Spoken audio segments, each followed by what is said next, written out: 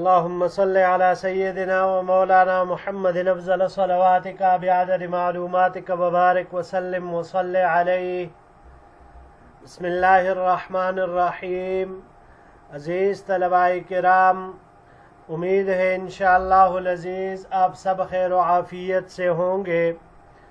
جامع السنن الترمذی جلد ثانی کے ابواب تفسیر القرآن عن رسول اللہ صلی اللہ علیہ وسلم کے ایک اور باب ما جاء ومن سورت محمد صلی اللہ علیہ وسلم کے ساتھ اللہ جل شانہ کے فضل و کرم سے ایک مرتبہ پھر آپ حضرات کے خدمت میں حاضر ہونے کا موقع ملا.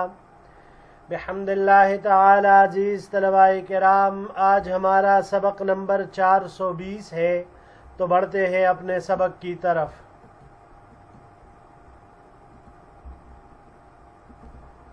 سورۃ محمد صلی اللہ علیہ وسلم، یہ باب ہے سورہ محمد صلی اللہ علیہ وسلم کی تفسیر کے بیان میں.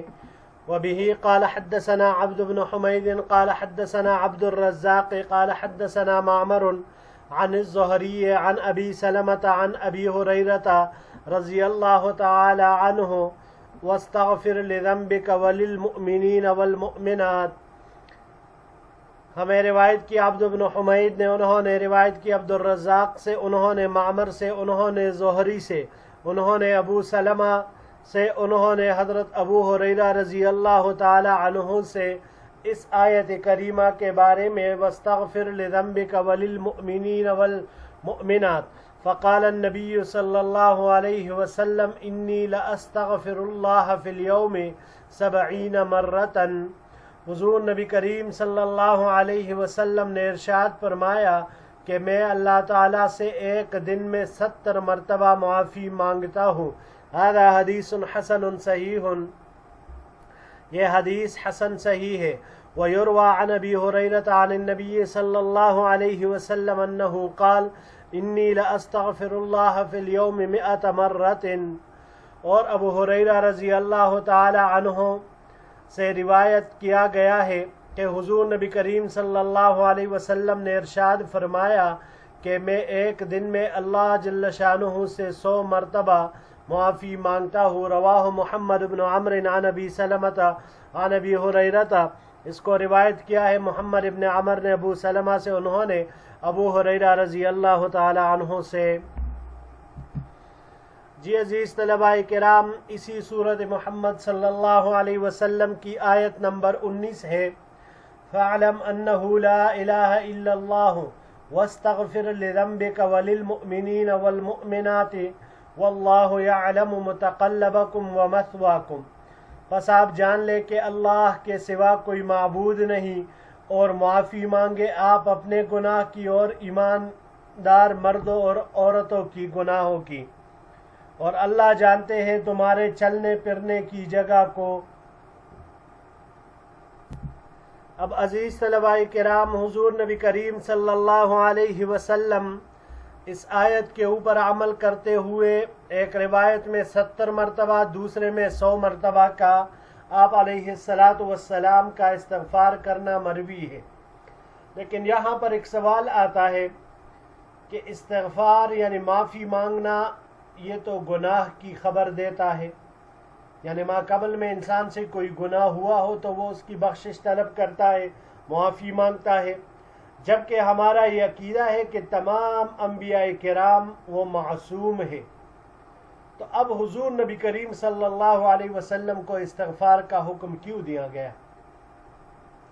تو جواب اس کا یہ ہے کہ دیکھیے، استغفار اس کا جو مادہ ہے غفرہ، غین فارا، اس کے اصل معنی ہے چھپانا. غفر الشیء، چھپانا، کسی چیز کو چھپانا.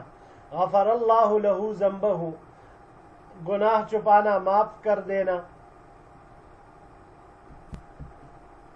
تو استغفار کا اصل مفہوم جو ہے وہ رحمت میں ڈانکنے کی دعا کرنا ہے.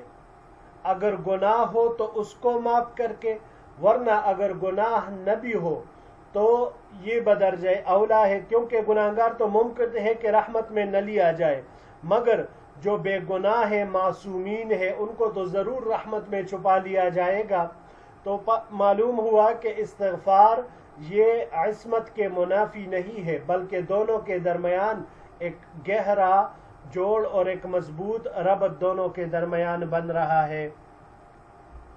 دوسری روایت کی طرف بڑھتے ہیں جی۔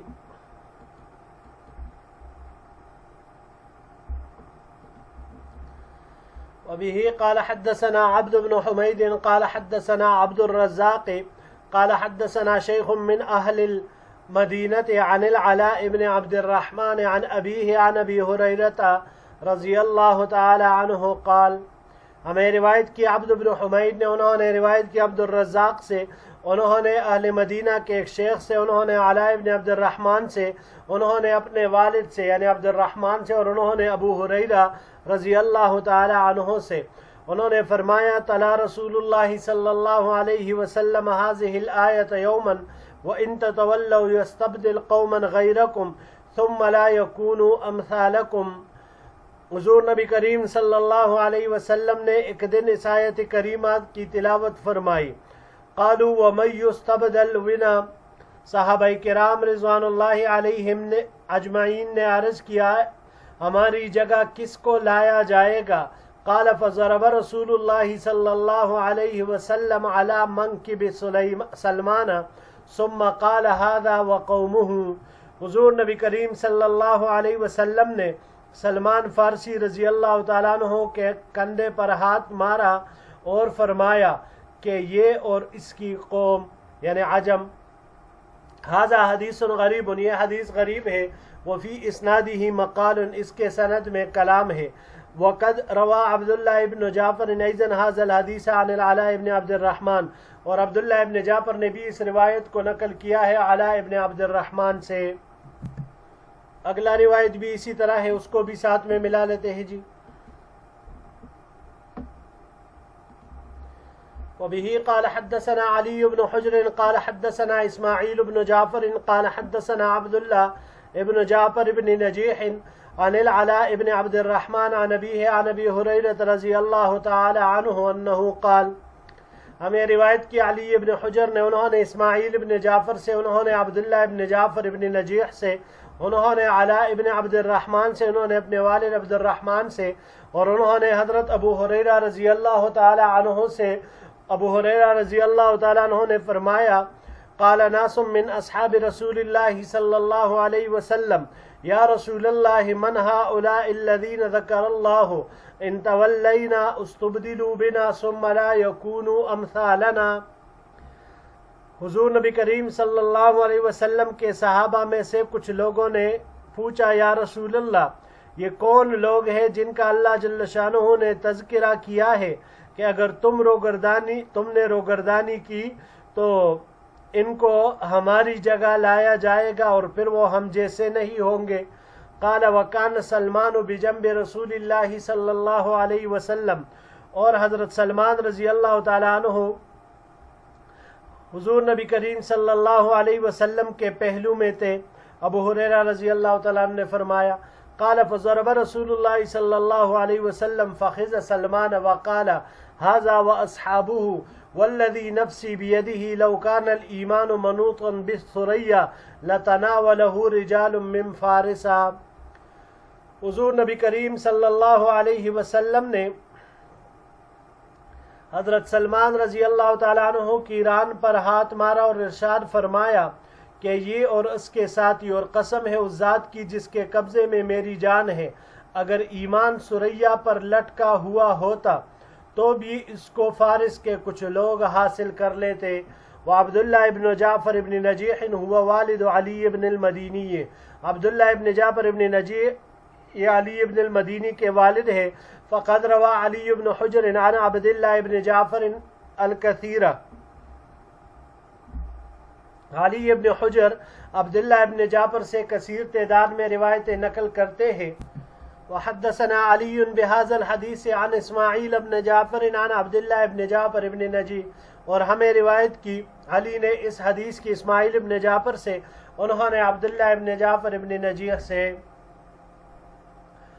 عزیز طلباء کرام، یہ سورہ محمد صلی اللہ علیہ وسلم کی آخری آیت وَإِن تَتَوَلَّوْا يَسْتَبْدِلْ قَوْمًا غَيْرَكُمْ ثُمَّ لَا يَكُونُوا أَمْثَالَكُمْ، اگر تم روگردانی کرو گے یعنی اللہ کی راہ میں خرچ نہیں کرو گے تو اللہ تعالیٰ تمہاری جگہ دوسری قوم کو لے آئے گا اور پھر وہ تم جیسے بخیل نہیں ہوں گے، یعنی وہ پھر کھلے دل کے ساتھ اللہ کے راستے میں خرچ کریں گے۔